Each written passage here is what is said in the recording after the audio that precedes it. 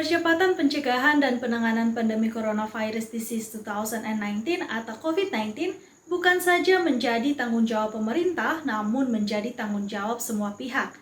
Partai Golkar NTT mengambil peran dalam upaya penanganan penyebaran COVID-19. Melalui DPD 2 Golkar se-NTT, digelar Sayembara Rakyat Bicara Golkar Mendengar. Sayembara tersebut akan melahirkan sejumlah rekomendasi dari semua unsur masyarakat guna ditindaklanjuti ke pihak pemerintah secara berjenjang. Simak liputan selengkapnya.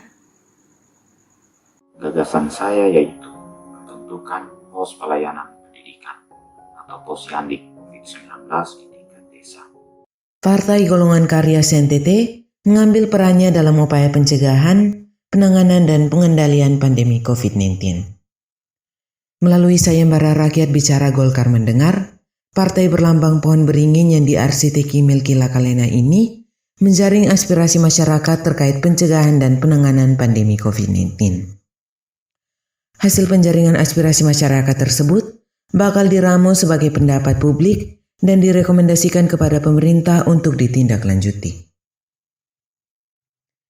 Hal ini disampaikan Sekretaris DPD 2 Partai Golkar Kabupaten Timur Tengah Selatan Yoksan Beno kepada KLTV News di kantor Sekretariat Golkar TTS baru-baru ini. Menurut Yoksan, pandemi COVID-19 yang melanda dunia termasuk negara Indonesia khusus Provinsi NTT dan Kabupaten Timur Tengah Selatan berdampak signifikan terhadap sejumlah sektor pelayanan publik. Apalagi pemerintah secara nasional menerapkan berbagai regulasi termasuk pembatasan sosial berskala besar atau PSBB yang kemudian diganti dengan pemberlakuan pembatasan kegiatan masyarakat atau PPKM.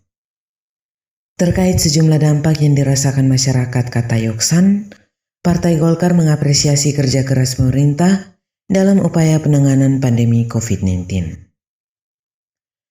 Namun Partai Golkar juga ingin mendengar aspirasi dari masyarakat terkait kondisi penanganan pandemi melalui video pendek berdurasi 2-3 menit.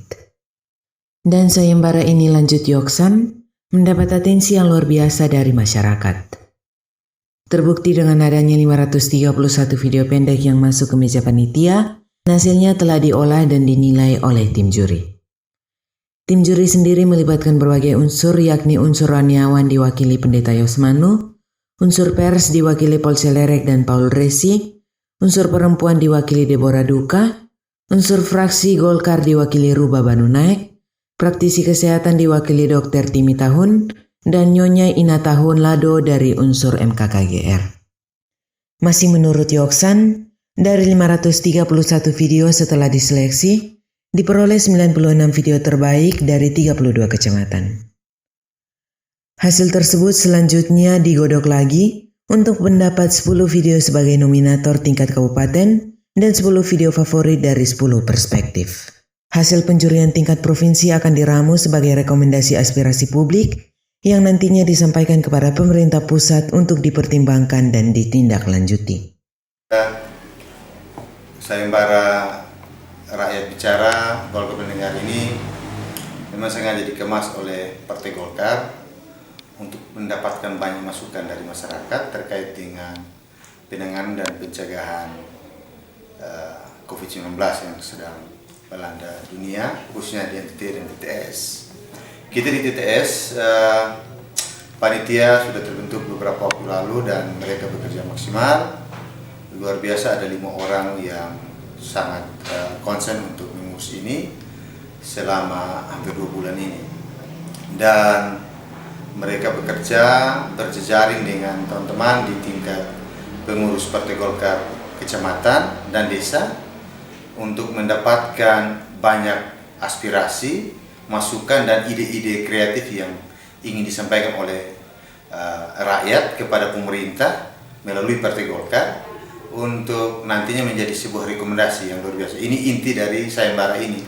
Partai Golkar sedang mengapresiasi sebenarnya kerja-kerja pemerintah dalam menangani COVID. Tetapi kami juga berpikir bahwa ada sesuatu yang mungkin saja dipikirkan dan dibutuhkan oleh masyarakat paling bawah, tetapi tidak mampu diserap dan tersampaikan kepada pemerintah untuk dieksekusi, sehingga ide sayembara ini kita lakukan bersama.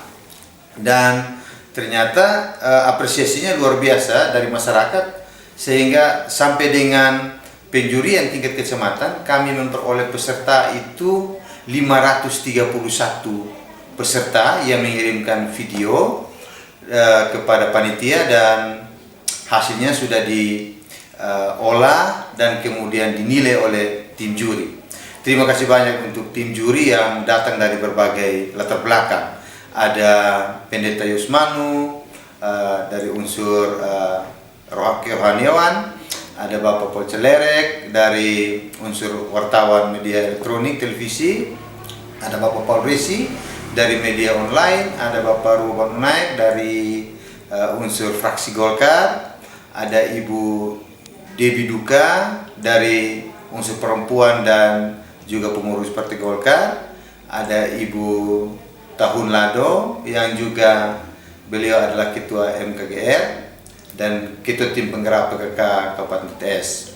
Dan selanjutnya ada Dr. Timi Tahun yang juga adalah seorang praktisi kesehatan, dan ini sangat menolong kami semua dalam bekerja dan mendapatkan video-video terbaik. Dari 531 ini sudah disaring di tingkat kecamatan.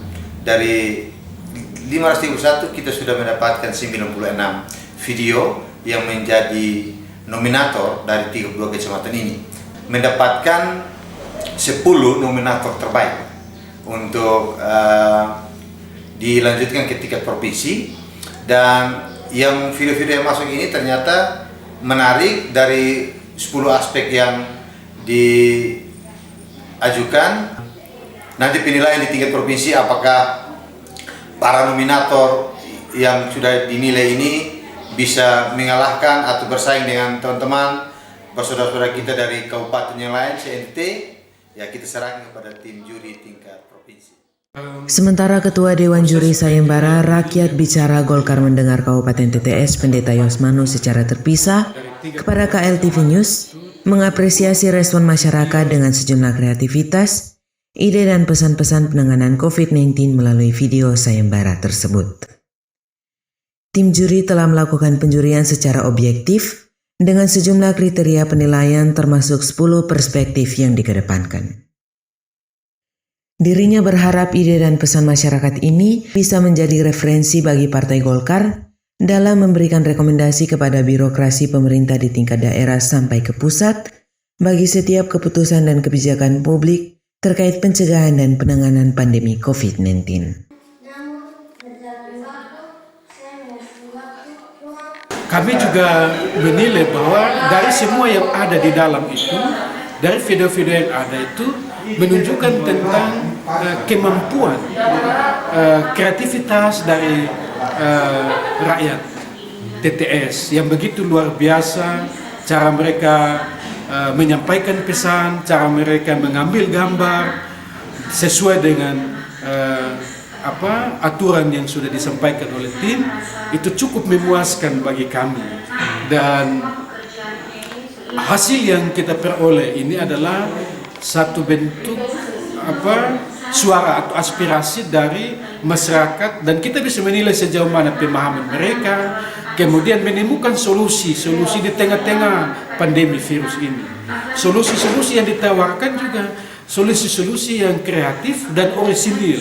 Ya, kreatif itu pada tingkat ide dan pengambilan gambar, orisinilnya pada tingkat ide. Jadi bagi tim juri kami menemukan ada peserta yang idenya belum ada di semua. Dari 960 dia muncul ide yang orisinil, dan itu menurut saya luar biasa. Dia menawarkan di tengah-tengah pandemi ini, dia menawarkan solusi yang menolong sekali, dan saya juga tidak menduga itu. Dan saya berharap bahwa dan itu pesan penting bagi Golkar, bagaimana bisa menangani menjawab atau merespon ide-ide kreatif dan ide-ide orisinil dari masyarakat Timur Tengah Selatan. Paul Celerek, KLTV News mewartakan.